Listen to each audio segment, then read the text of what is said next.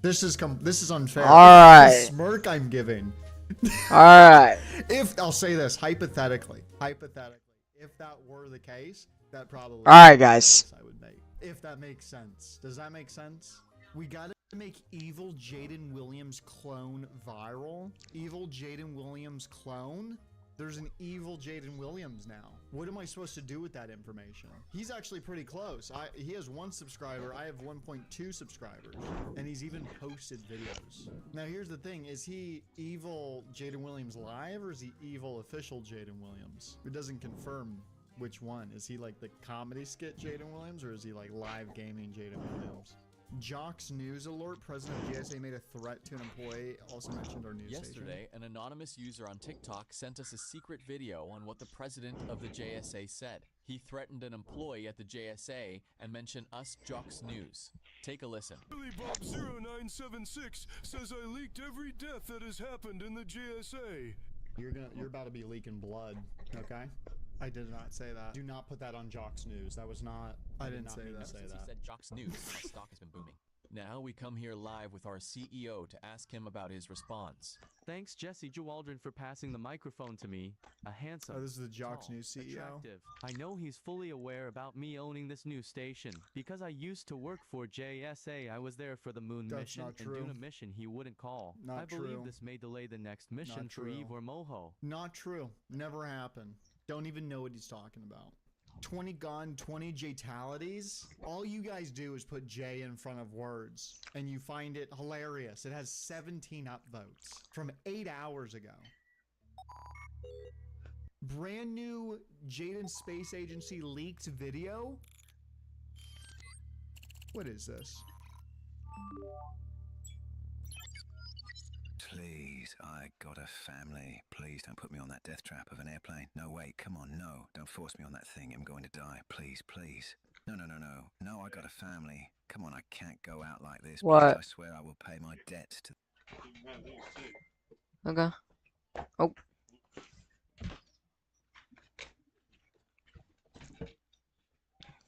Alright.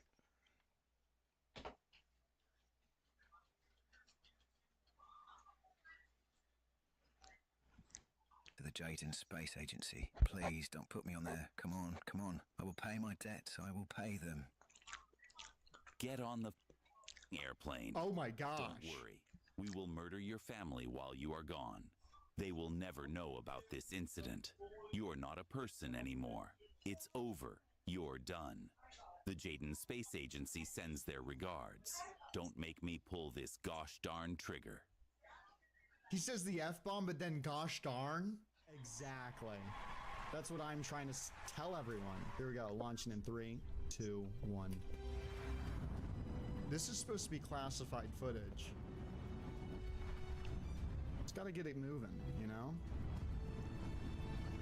I know you guys are upset that it takes off. Okay, it doesn't take off.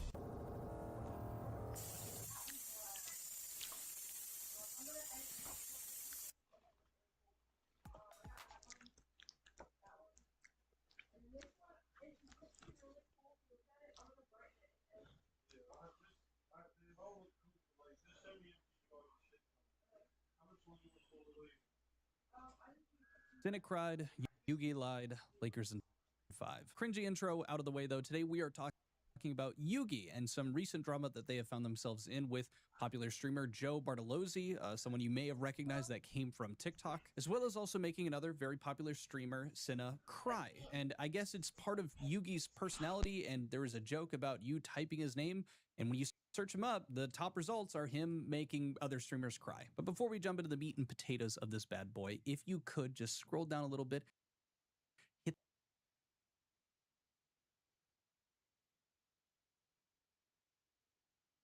Activate. I just got turned on. Wait a minute. Hello.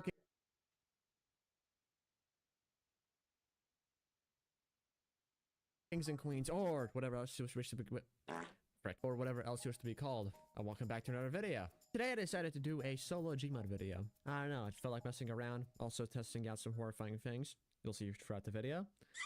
But I ain't gonna spoil anything. Well, I'll cut off this little segment please join the Discord and help me get to 900 subs. Please, I want you to subscribe, please.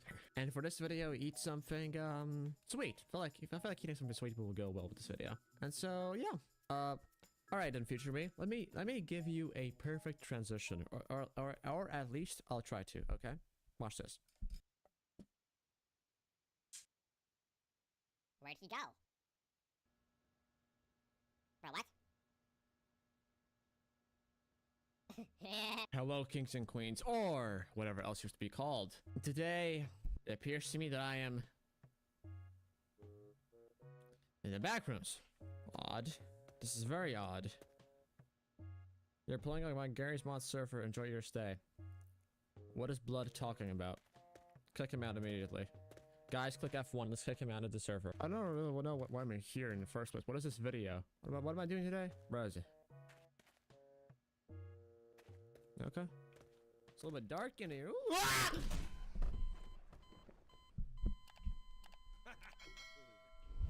Get the frick away. Bro, that was the most gut-wrenching scream that I could ever produce. Why he makes no noise? Why is Captain Clark in? Okay, to be fair, it is the back rooms. Okay, I answered my own question. But bro, my God. Where's bro? Where's the like the facility area? Where's like the starting place or whatever? I don't know what do I call it? Before Spider-Verse, animation had one direction. More realistic, smoother, cleaner. Every studio was chasing the same thing. Then one film came out that looked hand-printed, choppy, and deliberately imperfect, and instead of failing, it changed everything. Every animated film since that actually took a risk traces back to that moment. Hey, I'm Mac. Welcome to Scene Shift. At this point, I have mentioned Spider-Verse too many times on this channel. I have brought it up in multiple videos where I said that in 2018, everything changed for animation, and it was Spider-Verse that made that change. So you can probably tell I was really excited to talk about this movie. So first, I want to give some context. I love comic books. I love when movies actually feel and behave like comic books. I also love animation, especially stylized animation where I get to see something new, something artistic, something that really shows the beauty of the medium. And then, one more thing. Guess who my favorite Marvel superhero is? Spider-Man does whatever a spider can. It's Spider-Man. So from that alone, you can guess that Spider-Man Into the Spider-Verse is one of my favorite movies of all time. I have wanted to talk about this movie for a long time, and if it were up to me, I could talk about this movie for hours, about how good it is and how it completely changed my perspective on animation, comic book movies, and everything I have watched since. You can even see that in my recent videos. In Puss in Boots, the style is clearly inspired by Spider-Verse. When I talked about Pixar, I mentioned how in 2018, when Spider-Verse came out, it was doing something new that Pixar was not doing at the time. And Pixar got criticized for staying focused on realism. So in this video, I'm going to talk about my love for Spider-Verse. But I don't want to stay on the surface, just talking about how it looks or how it changed animation. I want to go deeper and get into things that I don't see many people talking about. To understand how it changed everything in 2018, we have to understand what animated movies actually looked like before it. Toy Story came out in 1995, the first fully computer animated feature film. And when people watched it, it felt like proof that computers could build worlds. The lesson studios took from that was simple. The future of animation was realism. The more a cartoon could look like real life, the better. The more a shirt had individual fabric fibers, the more a splash of water obeyed actual physics, the more a strand of hair caught light like a strand of hair actually would, the more perfect, the better. The thing about Pixar is that they never stopped pushing. It felt like every new release was a tech demo disguised as a masterpiece. I mean, look at the jump from the believable reflections in Cars to the individual hairs on Remy and Ratatouille. Then they hit us with Up, featuring rain on a screen. It looked like physics. People absolutely lost it. And honestly, can you blame them? The formula was bulletproof.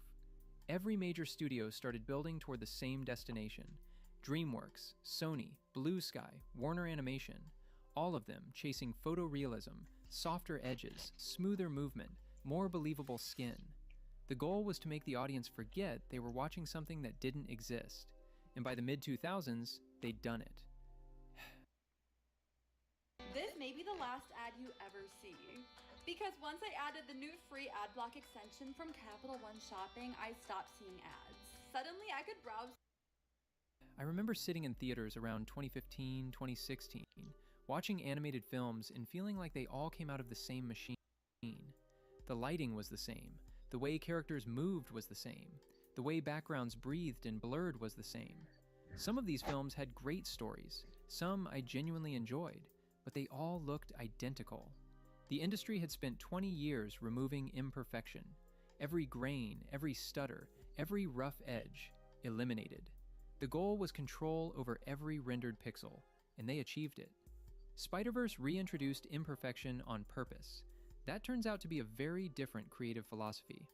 Something that gets glossed over in every Spider-Verse retrospective is that the movie almost didn't exist, and the reason it does exist is a cyber attack. In late 2014, Sony Pictures Entertainment got hacked, one of the biggest corporate data breaches in Hollywood history. Internal emails, financial documents, franchise strategy documents, all of it leaked to the public. And buried inside those leaks was a detailed picture of how desperate Sony was about Spider-Man. The Amazing Spider-Man 2 had just come out and underperformed badly enough that everything Sony had planned around it collapsed. The sequel that was supposed to launch a villain spin-off universe, a Sinister Six film, a female-led Carnage spin-off, a fourth Spider-Man movie, all of it gone in about 3 months. Critics tore it apart. The leaked emails showed executives debating everything. Should they sell the rights back to Marvel for somewhere between $1 and $5 billion? Should they reboot it with a different actor? Should they make a crossover movie with Tobey Maguire and Andrew Garfield, an idea some executive had projected could earn $2 billion? The studio was looking at every possible option. What eventually happened is something most people know. Sony and Marvel struck a deal. Tom Holland would play Peter Parker, he'd appear in Captain America Civil War, and then headline his own Sony film, backed by Marvel's creative infrastructure. That deal left a gap. Sony still owned the Spider-Man 1P completely. They could do whatever they wanted with it in animation. And with the live-action situation handled, someone asked what a movie about Miles Morales could look like. In April 2015, Phil Lord and Christopher Miller signed on to produce. If you know their track record, Sony giving them this felt almost funny. Cloudy with a Chance of Meatballs, a movie about food weather. 21 Jump Street, a remake of a forgotten cop show. The Lego Movie, literally a feature film built around plastic toys. Every single one of those should have been a cynical cash-in. Every single one turned into something people genuinely loved. Lord and Miller had spent a decade proving that the dumber a concept sounds on paper, the more interesting it becomes when you actually care about it. My name is Jeff. They had one condition. The movie would center Miles Morales, a biracial teenager from Brooklyn, half African-American, half Puerto Rican, who gets bitten by a radioactive spider in a world where Peter Parker already exists.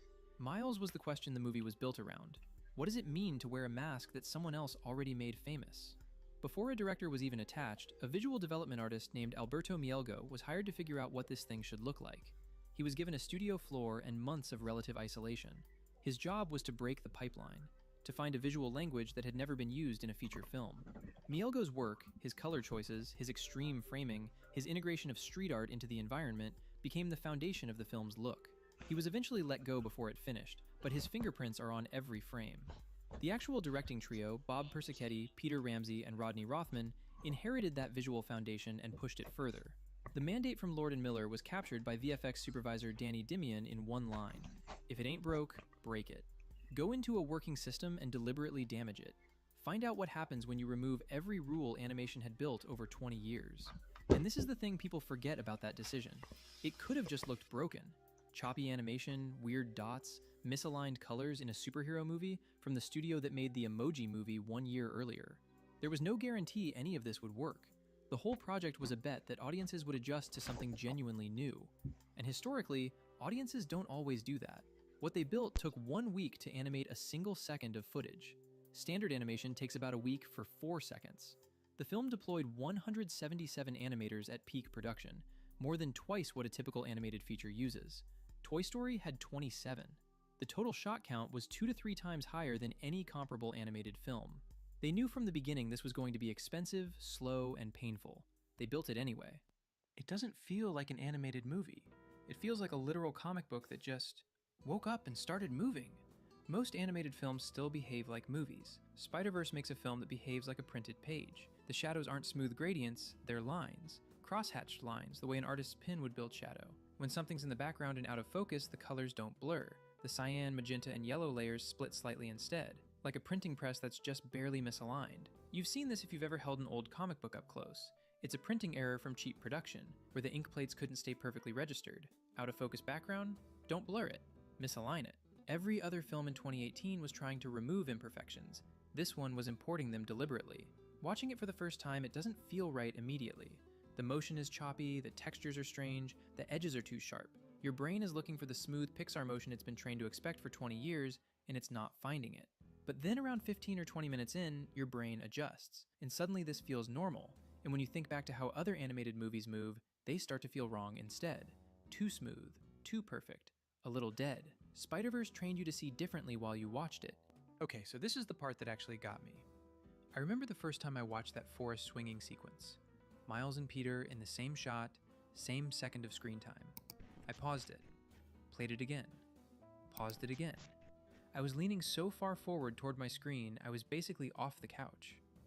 Something was different about how Miles moved, and I couldn't name it. And that inability to name it was what kept pulling me back. This is what I was seeing, and why it works. And it pays off in a specific way when we get to the leap of faith. Keep it in mind. Most people talk about Spider-Verse's animation like it's a coat of paint. Like the team drew some half-tone dots over a normal CG movie and called it done. The actual innovation is completely different. When you watch a movie, any movie, it's running at 24 frames per second. In modern CG animation, every single one of those 24 frames gets its own unique character pose. The computer calculates the exact position, the exact arc, the exact weight for every frame. This is called animating on ones. The result is really smooth, almost too smooth sometimes. Traditional hand-drawn animation cheated. They'd draw one pose and hold it for 2 frames. 12 unique drawings per second instead of 24. This is animating on twos. The poses had to be more extreme, more punchy to compensate, crunchier, more expressive, a completely different kind of alive. Whoa. What's that? I just built a budgeting app in Base 44. Guys, Nina just built an app. Impossible. Nina can't code. Interesting. Can it generate reports? It can now. Nice. So you're saying we can all build apps now? Yeah. I'm on lunch. I gotta make a call. I'll be in my right office. Just built an inventory tracker. Protein calculator. Book sharing app. A workflow manager that Tracks who still owes for the group lunch. Early on, we realized that animating on twos was going to be a great solution. CG had abandoned this. Spider-Verse brought it back for a reason that comes from how comic books actually work. Your brain has to bridge the gap between panel A and panel B, filling in the movement between 2 frozen images. Animating on twos does something similar. The movement feels like something you're partly constructing, not just receiving. Watch the sequence where Miles and Peter B. Parker are swinging through a snow-covered forest. Same Hey, shot, Chico. same second of screen time. Miles is animated on twos. Peter is animated on ones. Peter swings smoothly. Chico, is the stream lagging at the way all? someone who's done this for 15 years actually moves. Miles flails behind him, jerky, choppy, struggling in a way you don't just understand intellectually, you feel it watching him. The difference in animation rate makes it visceral in a way I didn't expect. The reason this is technically hard: standard physics simulations are designed to operate at 24 frames per second.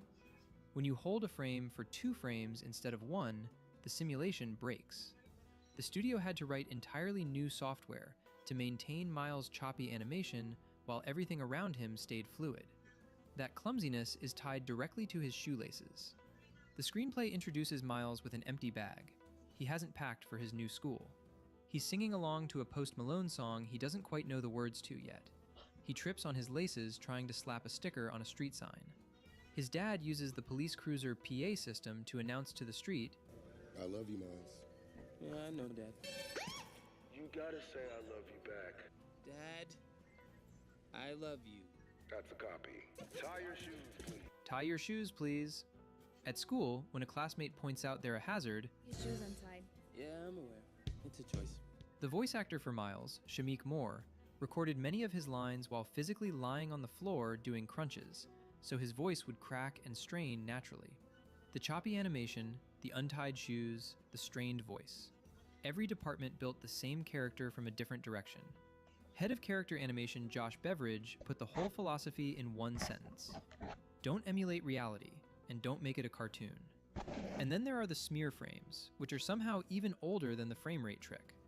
Instead of motion blur, for really fast movements, the animators just drew multiple limbs in a single frame. If you pause on Gwen playing the drums, you can actually see 4 or 5 hands and drumsticks occupying the same space at the exact same time. The earliest use of this is a 1942 short called The Dover Boys. Spider-Verse borrowed it, improved it, and put it in a $90 million feature film. The technique was 80 years old, and nobody in mainstream animation had touched it, because it looked wrong. That was the point. The motion of every character is showing you who they are and where they are emotionally before a single line of dialogue. That's what I couldn't figure out when I first watched it. And the motion is only half of it, because the image itself is doing something just as deliberate. Let's go there. The halftone dots covering every surface in Spider-Verse come from a printing technique called Ben-Day dots, invented in the 19th century as a way to save ink. You print a pattern of dots instead of a solid color. The eye blends them into a shade. Spider-Verse wrapped them around 3-dimensional geometry. The lighting team had to calculate how those dots move as characters rotate, tracking with the 3D model so the texture doesn't slide across the surface. All that complexity, all that mathematical work, just to make something look hand-printed, just to make it look cheap. The panelization takes this further. When the film wants to show multiple things happening at once, it divides the frame into comic panels. Web lines form the borders. Movie logic becomes comic logic. And then there's the text. When something hits in Spider-Verse, the sound doesn't just play through your speakers, it appears on screen. Thwip, boom, pow, as part of the world geometry. These words exist in the space, as real as the buildings. Stan Lee and Jack Kirby put those words on the page because they needed readers to feel the impact.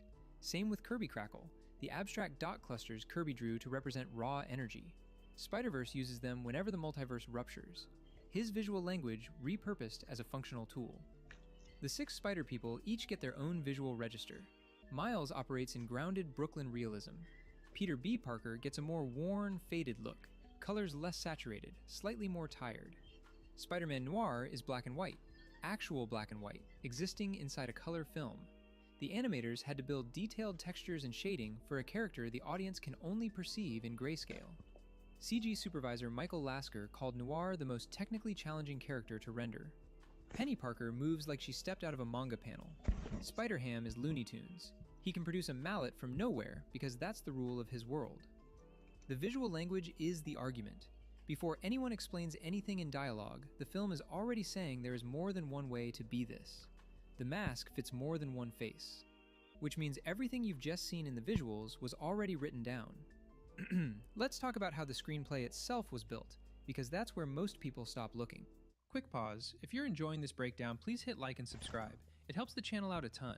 Most people who love Spider-Verse talk about how it looks. Fewer people talk about how it was written. The screenplay itself was written in comic book language. Phil Lord and Rodney Rothman didn't write a standard film script and then hand it over for animation. The script literally opens with the instruction, "We begin on a comic." Throughout the text they write, a 3-panel split screen, quick cuts, jump cuts. The onomatopoeia that appears on screen in the film, bam, thwip, was capitalized directly in the action lines of the script. The visual language was written into the first draft. Every animator, every storyboard artist, every compositor was working from a document that already thought in panels. That means the film's visual identity was conceived as a visual object from the beginning. Now, the screenplay. And this is where I want to slow down. Big because end, there are a few bro. things happening here that I genuinely don't see people talk about. Every superhero movie has a protagonist who eventually accepts their destiny. Spider-Verse is about something harder. Think about the insane pressure on Miles here. He isn't just taking on the mantle of Spider-Man, he's trying to fill the shoes of a legend who just died, while literally standing next to 5 alternate universe versions of that exact same hero. They've been doing this for years. They know exactly who they are, and to add insult to injury, they are actually animated smoother than he is. The film is structured around one question. Is heroism a thing you inherit, or a thing you become? And it poses that question by giving Miles the worst version of the inheritance. Ready to unlock Roblox digital gift cards?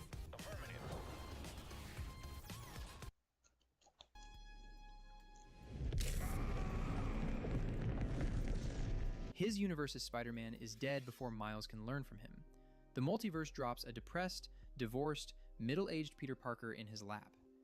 And why is your body A different shape. Pretty sure you just called me fat. No. And then it sets a clock. The interdimensional visitors are physically deteriorating. The collider is running. There's no time for a training montage. Phil Lord and Rodney Rothman knew what every person in the audience expected. They'd all seen the origin story. Multiple times. 3 different live-action Peter Parkers across 20 years. So the script compresses the entire thing. The spider bite, the uncle dying, the great power speech. With great power comes great responsibility. With great power comes Don't great... you dare finish that sentence. Don't do it. Into a rapid montage recap, almost like a joke, because everyone already knows it. And here's where the script does something really smart. The smartest move you can make when your audience is already bored of something is to be bored of it alongside them. Every spider person who shows up does the same thing. Each one gets their own rapid-fire recap of their tragic backstory, delivered with exhausted humor. Like they're slightly annoyed at having to explain this again. The recurring phrase, All right, people, let's do this one last time. "Let's do this one last time," runs through the film. It's a winking acknowledgement that the filmmakers know how tired audiences are of this origin story, and rather than ignore that fatigue, they make it the joke. They turn the audience's boredom into a bonding moment. Having characters summarize their own convoluted backstories with a kind of weary self-awareness disarms cynicism before it can form. You can't be bored by a Spider-Man origin when the film is bored by it alongside you. What you don't already know is Miles. The best character introductions show you everything before a word is spoken. Spider-Verse does this through his feet. The screenplay establishes his fear through his feet. Untied shoelaces in his first scene. His dad's voice booming out of the police cruiser speaker in front of Vision's Academy. Tie your shoes, please. Miles entering anyway, the camera panning up from his untied shoes. Miles clocking them. Miles choosing not to tie them. A classmate pointing out the hazard. Yeah, I'm aware. It's a choice. It's an act of defiance that's also an act of self-sabotage. He'd rather fall than conform. Whether that's brave or foolish, the film spends 90 minutes figuring out. He gets bitten, and things get worse. He can't control the stickiness. Gets stuck to a girl's hair in class. He can't stop his own powers from making him a social hazard. The animation on Twos makes all of this physical. His clumsiness is built into the software, not performed. The mathematics of his motion are wrong. That wrongness lives in his body before it lives in his head. Something I think is actually the most important point in the whole film. Miles doesn't become Spider-Man because he's special. He's not the best, he's not the strongest, he's not the most ready. The film goes out of its way to show you how not ready he is. He becomes Spider-Man because he chooses to try, at the moment when trying feels most impossible. Every other superhero origin is about destiny. This one is about decision. Into this walks Peter B. Parker. Miles needed a perfect mentor, someone who had figured it out. He got Peter B. Parker. The mentor in a good story is usually what the hero is supposed to become. This film figured out that showing the hero what they'll become if they get it wrong is more interesting. Peter B. Parker is that. Disheveled, overweight, sweatpants, openly describing his failed marriage and the choices that led to it. He knows all the Spider-Man conventions because he's lived them, and he's self-aware about them in a way that lets the script skip past any exposition and go straight to the meta-humor. He's been bitten by a radioactive spider. Yeah, his uncle died. He knows how this goes. In a way, Peter B. Parker is exactly the mirror Miles needed. Peter animates on ones. Peter is fluid and effortless. And Peter is a cautionary tale. Heroism without personal balance corrodes you over 15 years. The smoothness doesn't protect you from that. Worth noticing too, the film is funny, genuinely funny often, and that's doing real work. Spider-Verse is introducing a new visual language, a new protagonist, multiple alternate universes, and a villain with a grief-driven motivation all at once. That's a lot of weight to carry. The humor keeps the film from collapsing under it. Every time the complexity threatens to become overwhelming, a joke arrives and resets the audience's breathing. Spider-Ham is basically there because the movie desperately needs a release valve. The comedy is doing actual structural work to keep things from getting too dark. And you need that balance, especially when you look at Kingpin. The best villains are just the hero if one thing went differently. Same wound, different response. For Kingpin, tearing Brooklyn apart isn't the goal, it's just the insane price he's willing to pay to get his wife and son back. After his wife and son caught him at work and saw the monster he really was, they ran in a panic and died in a car crash. So now he's literally building a machine to tear a hole in the multiverse, all just to pull alternate versions of Vanessa and Richard into his reality. A grief engine. That's all it is. He's a man who built an impossible machine to solve an impossible problem because accepting the loss felt worse. You understand it. For half a second, you almost want it to work. The symmetry with Miles is tight.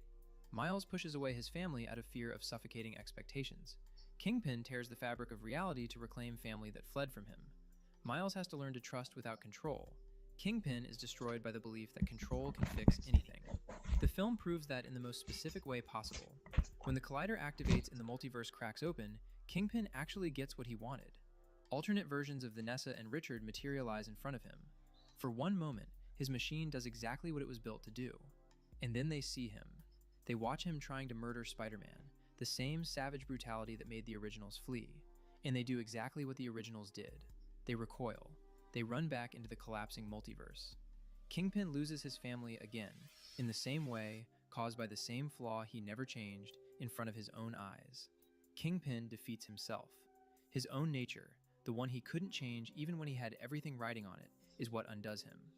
Kingpin's need for control destroys the one thing his need for control was trying to preserve. The physical fight almost doesn't matter after that. When Miles finally defeats him, he does it with the shoulder touch, a flirting technique his Uncle Aaron taught him in Act 1, a casual, slightly embarrassing piece of advice from a dead man. He uses it to deliver his bioelectric venom strike. The comedic setup from Act 1 becomes the key to saving the multiverse in Act 3. The all is lost moment comes before all of this. Miles webbed to the wall, left behind, having just watched his Uncle Aaron die. He asks the thing the whole film was building to. When do I know I'm Spider-Man? Peter's answer is the thesis of the movie. You won't. It's a leap of faith. You don't wait until you're ready. You decide, and then you fall. All of that setup, all of that motion on twos, all of those shoelaces. This is where it all lands. The directors knew the leap of faith sequence before they knew anything else about the movie. They started there, then built everything backward from it. Every shoelace, every stuck hand, every choppy frame of Miles on twos, every conversation about readiness. All of it reverse engineered to earn one image. Miles on the edge of a skyscraper, upside down relative to the city below him. Jefferson, his father, doesn't know Miles is Spider-Man. He's standing outside the dorm door. Miles is inside, webbed to the wall, having just watched his Uncle Aaron die. Jefferson talks through the door. I see this spark in you. It's amazing. It's why I push you, but it's yours. Whatever you choose to do with it, you'll be great. Miles breaks the webbing through a venom strike. The power that's been misfiring all movie, finally directed deliberately. He breaks free and climbs. He makes his own suit, black and red spray paint over the purchase suit, the symbol he puts on himself rather than inheriting. He climbs the skyscraper. At the top, the camera looks up at him from below. He's falling upward toward the city skyline, the world turning beneath him. And at that exact moment, his animation shifts. He stops being animated on twos. He starts being animated on ones. For the first time in the film, Miles Morales is running at 24 frames per second. The choppiness is gone. The wrongness that has been in his movement since his first scene, gone. He has matched the rhythm of the world. A mathematics problem with an emotional answer. The What's Up Danger sequence over this moment is engineered for it. The track builds from stillness to eruption. The bass drop synced to the fall. The moment he catches the web synced to the rhythm's resolution. Audio and animation and story converging on the same frame. When you build backward from the destination, this is what you get. There's one more layer to all of this that most people undervalue. The music. The music in Spider-Verse was never going to be an orchestra playing superhero themes. Miles Morales is a 16-year-old from Brooklyn, so the film built the soundtrack around what he'd actually listened to, a stacked roster of predominantly black artists, including Post Malone, Sway Lee, Vince Staples, Juice WRLD, Nicki Minaj, Amine, and Ski Mask the Slump God. Sunflower opens the film and plays through Miles' introduction. The script actually specifies that Miles doesn't quite know the words yet. He's singing a song he hasn't grown into, which is a pretty precise description of the whole character. He's performing an identity he doesn't fully fit yet. Can I return it if it doesn't fit? It always fits. Eventually. The soundtrack is doing the same thing the animation is doing. Music Miles is listening to through headphones plays for the audience, too. We're in his auditory perspective. When the headphones get knocked off, the music cuts. The film keeps pulling us back into his subjectivity. Spider-Man Noir gets jazz. Film noir jazz. Spider-Gwen gets rock, heavy and driving, which tracks when you remember she's a drummer in a band. Penny Parker's scenes carry a completely different melodic register. And we're best friends. Each character gets their own visual language and their own sonic one. The music tells you who someone is before the script does. The end credits close with Elevate, an original rap track. No watered-down pop cover, no reprise of a familiar melody. Just a new piece of music that treats the audience like they have taste. And then the awards happened, and the industry had to decide what to do with all of this. For 6 consecutive years before Spider-Verse, Disney or Pixar won the Academy Award for Best Animated Picture. 6 years straight. Spider-Verse won in 2018. While Sony Pictures Animation was still widely considered a B-tier studio, the one that had made the Emoji Movie the previous year. The one no serious animation conversation centered on. That win was financial permission. Studio executives read it as data. Audiences will pay to see something different. Watching what happened next was actually kind of fascinating to me, because you could see which studios understood what Spider-Verse had actually done, and which ones just saw the surface. DreamWorks understood it.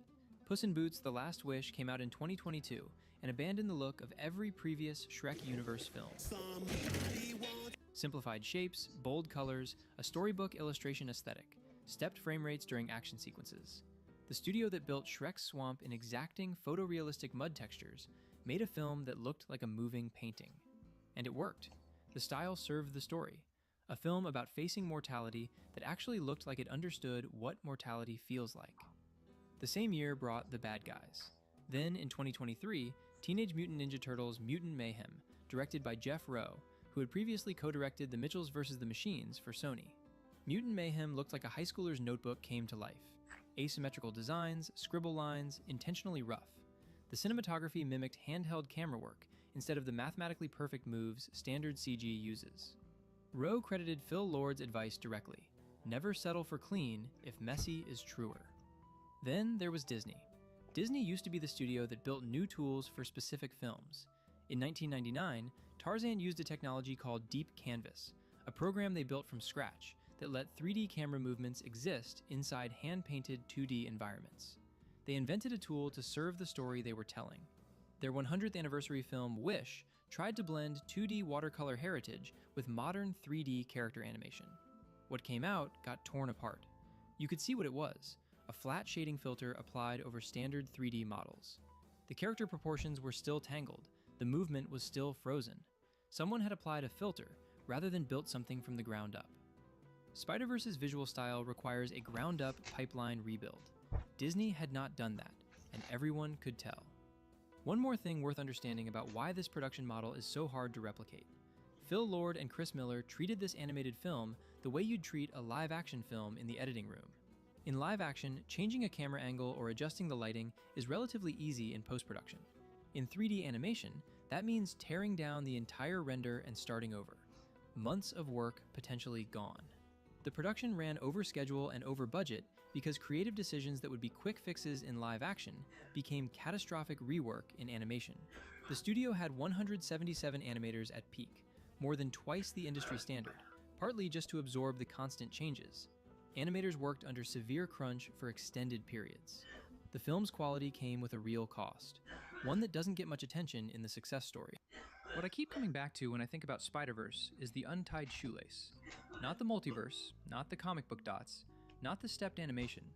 When Miles says it's a choice, choosing to stumble rather than conform, the entire film is in that moment. A 16-year-old refusing to tie his shoes so he can stay himself, even when everything around him is demanding he become something else. And then the film backs him up. It builds an animation pipeline around his wrongness. It makes the motion itself reflect his internal state. It lets him stay choppy and clumsy and on twos until the exact frame where he decides to fall, and then, only then, lets him be fluid. Every technical decision in this film is a story decision. Frame rate is character. Color misalignment is world building. A printing error is a depth of field choice. The animation's technical tools and storytelling tools were always the same tool. Spider-Verse just proved it. The film that changed the industry did it by listening to its character. Miles was clumsy and out of sync, so they made the animation clumsy and out of sync. They didn't fix him until he fixed himself, and that's why it works, because it doesn't force him to fit the world, it lets him change the rhythm of it. Thanks for watching. If you enjoyed this, hit subscribe and leave a like. It genuinely helps the channel more than most people realize.